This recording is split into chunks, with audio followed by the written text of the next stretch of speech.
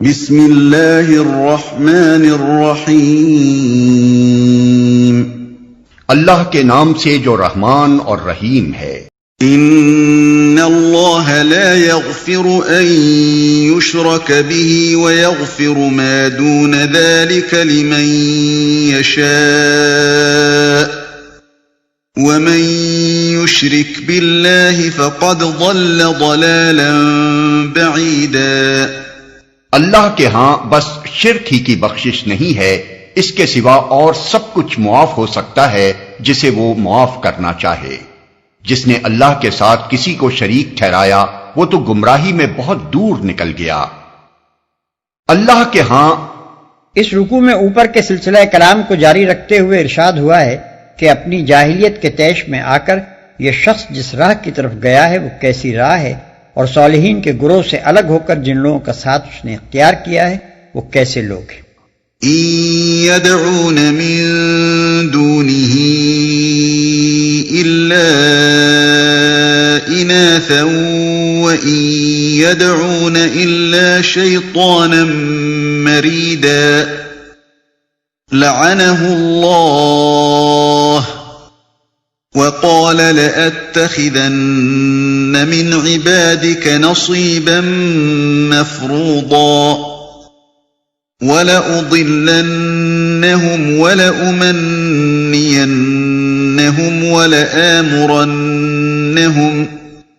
وَلَآمُرَنَّهُمْ فَلَيُبَتِّكُنَّ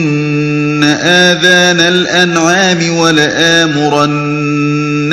فَلَيُغَيِّرُنَّ خَلْقَ اللَّهِ وَمَن يَتَّخِذِ الشَّيْطَانَ وَلِيًّا مِّن دُونِ اللَّهِ فَقَدْ خَسِرَ خُسْرَانًا مُّبِينًا۔ وہ اللہ کو چھوڑ کر دیویوں کو معبود بناتے ہیں، وہ اس باغی شیطان کو معبود بناتے ہیں جس کو اللہ نے لعنت زدہ کیا ہے۔ وہ اس شیطان کی اطاعت کر رہے ہیں جس نے اللہ سے کہا تھا کہ میں تیرے بندوں سے ایک مقرر حصہ لے کر رہوں گا، میں انہیں بہکاؤں گا، میں انہیں آرزوؤں میں الجھاؤں گا، میں انہیں حکم دوں گا اور وہ میرے حکم سے جانوروں کے کان پھاڑیں گے، اور میں انہیں حکم دوں گا اور وہ میرے حکم سے خدائی ساخت میں رد و بدل کریں گے۔ اس شیطان کو جس نے اللہ کی بجائے اپنا ولی اور سرپرست بنا لیا وہ صریح نقصان میں پڑ گیا۔ وہ اس باغی شیطان کو معبود بناتے ہیں۔ شیطان کو اس معنی میں تو کوئی بھی معبود نہیں بناتا کہ اس کے آگے مراسم پرستش ادا کرتا ہو اور اس کو الوہیت کا درجہ دیتا ہو۔ البتہ اسے معبود بنانے کی صورت یہ ہے کہ آدمی اپنے نفس کی باغیں شیطان کے ہاتھ میں دے دیتا ہے اور جدھر جدھر وہ چلاتا ہے ادھر چلتا ہے، گویا کہ یہ اس کا بندہ ہے اور وہ اس کا خدا۔ اس سے معلوم ہوا کہ کسی کے احکام کی بے چون و چرا اطاعت اور اندھی پیروی کرنے کا نام بھی عبادت ہے، اور جو شخص اس طرح کی اطاعت کرتا ہے وہ دراصل اس کی عبادت بجا لاتا ہے۔ میں تیرے بندوں میں سے ایک مقرر حصہ لے کر رہوں گا، یعنی ان کے اوقات میں، ان کی محنتوں اور کوششوں میں، ان کی قوتوں اور قابلیتوں میں، ان کے مال اور ان کی اولاد میں اپنا حصہ لگاؤں گا اور ان کو فریب دے کر ایسا پرچاؤں گا کہ وہ ان ساری چیزوں کا ایک معتد بے حصہ میری راہ میں صرف کریں گے، اور وہ میرے حکم سے جانوروں کے کان پھاڑیں گے۔ اہل عرب کے توہمات میں سے ایک کی طرف اشارہ ہے۔ ان کے ہاں قاعدہ تھا کہ جب اونٹنی 5 یا 10 بچے جن لیتی تو اس کے کان پھاڑ کر اسے اپنے دیوتا کے نام پر چھوڑ دیتے اور اس سے کام لینا حرام سمجھتے تھے۔ اسی طرح جس اونٹ کے نطفے سے 10 بچے ہو جاتے اسے بھی دیوتا کے نام پر پن کر دیا جاتا تھا، اور کان چیرنا اس بات کی علامت تھا کہ یہ پن کیا ہوا جانور ہے۔ اور وہ میرے حکم سے خدائی ساخت میں رد و بدل کریں گے۔ خدائی ساخت میں رد و بدل کرنے کا مطلب اشیاء کی پیدائشی بناوٹ میں رد و بدل کرنا نہیں ہے۔ اگر اس کا یہ مطلب لیا جائے تب تو پوری انسانی تہذیب ہی شیطان کے اغوا کا نتیجہ قرار پائے گی،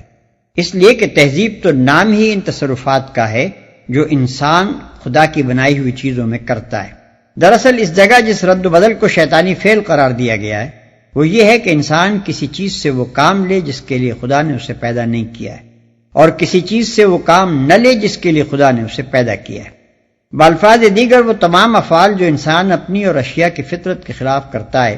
اور وہ تمام صورتیں جو وہ منشائے فطرت سے گریز کے لیے اختیار کرتا ہے، اس آیت کی روح سے شیطان کی گمراہ کن تحریکات کا نتیجہ ہیں۔ مثلاً عمل قوم لوط، ضبط ولادت، رہبانیت، برہم چرچ، مردوں اور عورتوں کو بانجھ بنانا، مردوں کو خواجہ سرا بنانا، عورتوں کو ان خدمات سے منحرف کرنا جو فطرت نے ان کے سپرد کی ہیں، اور انہیں تمدن کے ان شعبوں میں گھسیٹ لانا جن کے لیے مرد پیدا کیا گیا ہے۔ یہ اور اس طرح کے دوسرے بے شمار افعال جو شیطان کے شاگرد دنیا میں کر رہے ہیں، دراصل یہ معنی رکھتے ہیں کہ یہ لوگ خالق کائنات کے ٹھہرائے ہوئے قوانین کو غلط سمجھتے ہیں اور ان میں اصلاح فرمانا چاہتے ہیں۔ يعدهم ويمنيهم وما يعدهم الشيطان إلا غرورا، وہ ان لوگوں سے وعدے کرتا ہے اور انہیں امیدیں دلاتا ہے، مگر شیطان کے سارے وعدے بجز فریب کے اور کچھ نہیں ہیں۔ وہ ان لوگوں سے وعدے کرتا ہے اور انہیں امیدیں دلاتا ہے۔ شیطان کا سارا کاروبار ہی وعدوں اور امیدوں کے بل پر چلتا ہے۔ وہ انسان کو انفرادی طور پر یا اجتماعی طور پر جب کسی غلط راستے کی طرف لے جانا چاہتا ہے تو اس کے آگے ایک سبز باغ پیش کر دیتا ہے۔ کسی کو انفرادی لطف و لذت اور کامیابیوں کی امید،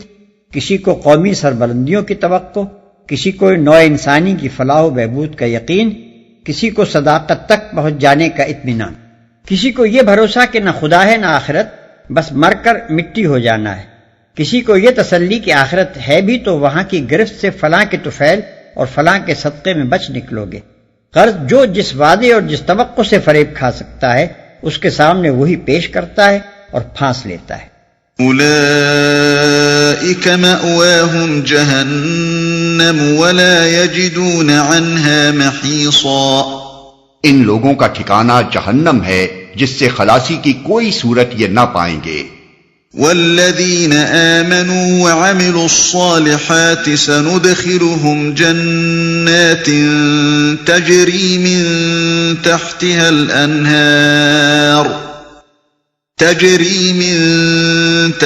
الأنهار خالدين فيها أبدا وعد الله حقا ومن أصدق من الله قيلا، رہے وہ لوگ جو ایمان لے آئیں اور نیک عمل کریں تو انہیں ہم ایسے باغوں میں داخل کریں گے جن کے نیچے نہریں بہتی ہوں گی اور وہ وہاں ہمیشہ ہمیشہ رہیں گے۔ یہ اللہ کا سچا وعدہ ہے اور اللہ سے بڑھ کر کون اپنی بات میں سچا ہوگا۔ ليس بأمانيكم ولا أماني أهل الكتاب من يعمل سوءا يجز به ولا يجد له من دون الله وليا ولا نصيرا،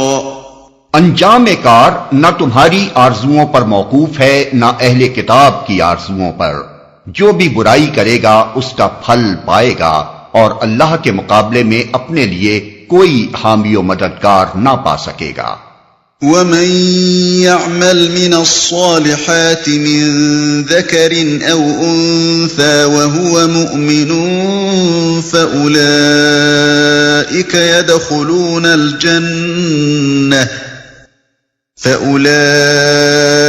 يدخلون الجنة ولا يظلمون نقيرا، اور جو نیک عمل کرے گا خواہ مرد ہو یا عورت بشرطے کہ ہو وہ مومن، تو ایسے ہی لوگ جنت میں داخل ہوں گے اور ان کی ذرہ برابر حق تلفی نہ ہونے پائے گی۔ ومن احسن دینا ممن اسلم وجهه لله وهو محسن واتبع ملة ابراهيم حنيفا واتخذ الله ابراهيم خليلا،